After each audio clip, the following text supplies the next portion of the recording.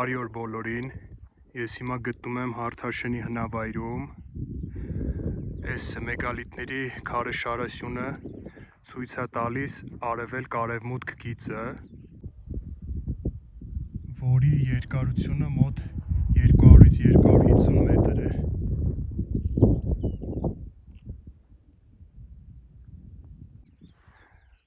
Այնտեղից արևը ծագում է, այնտեղից սարերի ետևից դուրս է գալիս ու այստեղ վերջանում է քարերը,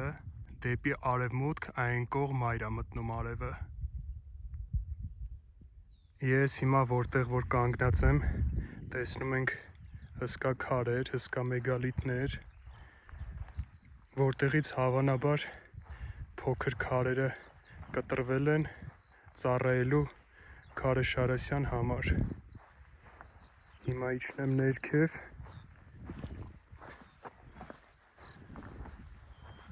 հեսա չափսը տեսեք, չափսերը, ու հարց է առաջանում, թե այս քարերը որտեղից են բերվել ու ինչպես են կտրվել։ Այս մեծ կտորները տեսեք, այս մեկն է ամենամեծը, ու սենց ամբողջը այն հեռվում, այնտեղ բոլորը սաղ քարեր են, մեծ քարեր են։ Հիմա եկա ամենածայրը, այսինքն արևելքի կողմը, որտեղից արևը դուրս էր գալիս։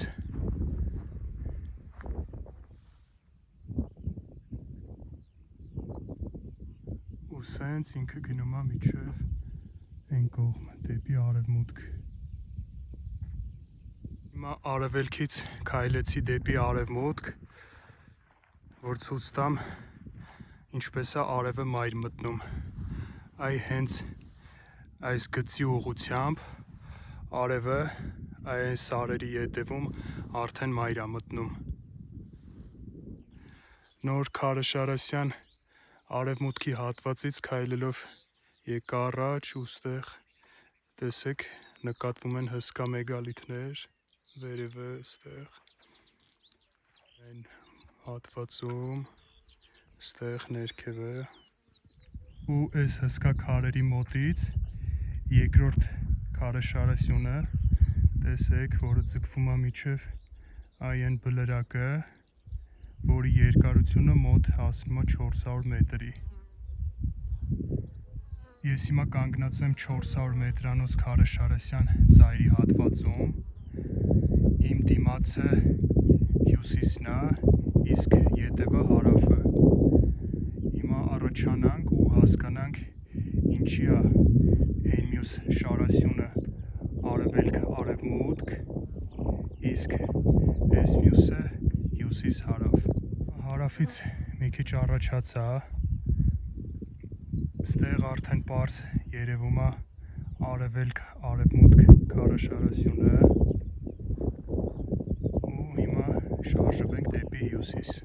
Դեռ շարունակում եմ, տեսեք բան չմնաց,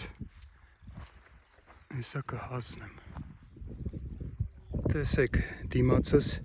ցամաքած գետ հանդիպեց, որը հազարավոր տարիներ առաջ ջրառատ հոսող գետ է եղել, այնտեղ արդեն երևում է վերջը, ու հիմա խոսենք քարերի իմաստի մասին։ Բոլորս հեքիաթներում լսել ենք, որ վիշապը ինքը ջրերի դև է համարվում, ու ինքը փակում է, տվյալ դեպքում, այս քարաշարասյան, ինքը փակում է գետի հոսքը ու բերում է երաշտ։ Իսկ աստղագիտական տեսանկյունից, որը դիմացս հյուսիսն է, այստեղ 8000 տարի առաջ քարերը թվագրվում են այդ ժամանակահատվածում։ Եղել է վիշապի համաստեղությունը, այս հատվածում։ Վիշապ համաստեղության իոտա աստղը 8000 տարի առաջ եղել է բևեռային աստղ, որից հետո 2500 տարի առաջ մոտ փոխվում է կրկին վիշապ համաստեղության տուբան աստղի հետ, որը նաև կրկին համարվում է բևեռային աստղ։ Այն ժամանակ արևի խավարումները, երբ լուսինը փակել է, եղել է հենց վիշապ համաստեղության ներսում։ Ու հենց այս գիծը ինձնից դեպի ձախ եղել է ամբողջովին ստվերի մեջ, իսկ այս հատվածը եղել է լույսի մեջ, այսինքն խավարումը եղել է մենակ այս հատվածում, ու սա հենց այդ գիծն է։ Կարելի ասել նաև վիշապի տեսքով պատկերված։ Այսինքն 400 մետրանոց քարեշարասյունը ցույց է տալիս վիշապի չարագործությունները, որը փակում է գետի ընթացքը։ Տեսեք, հեսա գետը այնտեղից սարերից, լեռներից հոսել է։ Այս ամենը կարող ենք դիտարկել նաև մյուս տեսանկյունից, որ սա գլխի հատվածն է, որտեղով գետը անցնում է, ու հենց հոսքը, ջրառատ հոսքը կտրում է վիշապի գլուխը, որը հենց գտնվում է հյուսիսի ամենավերջի հատվածում։ Հայկական դիցաբանության մեջ վիշապին սպանում է Վահագնը, հունականի մեջ վիշապին սպանում է Զևսը, հնդկականի մեջ Ինդրան է սպանում վիշապին, եգիպտականում Ռան սպանում է վիշապին, ու այդպես շարունակ բոլոր միֆոլոգիաներում, դիցաբանություններում բոլորը վիշապին սպանում են։ Ու շատ հավանական է, որ հենց այս ջրի հոսքը նկարագրում է վիշապի կտրված գլուխը։ Իսկ դեպի արևելքից արևմուտք քարեշարասյունը ինքը ցույց է տալիս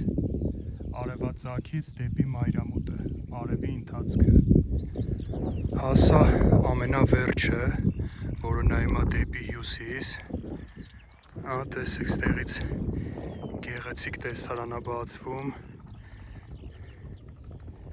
դեպի քարերը մեգալիթյան տակով անցնում է գետը, հեսա տեսեք, ու իրոք հարց է առաջանում, ինչի այն ժամանակ պիտի մարդիկ քարերը դասավորեին հենց գետի միջով, ինչի։ Սա հարց է, որը եթե համաձայն չեք իմ հետ, կարող եք մեկնաբանություններում գրել ձեր կարծիքը։ Սա իրականում իմ վերլուծության, իմ ուսումնասիրությունների արդյունքն է, իհարկե շատ բաներ վերցված են դիցաբանությունից։ Ես այսօր մենակ եմ, իսկ եթե ցանկացողներ կլինեն, ով կցանկանա, սիրով կարող են միանալ ինձ։ Հարցերի համար կարող եք գրել մեր ինստագրամյան էջին, դեպի իրականության ինստագրամյան էջին։ Սիրով սպասում եմ բոլորիդ։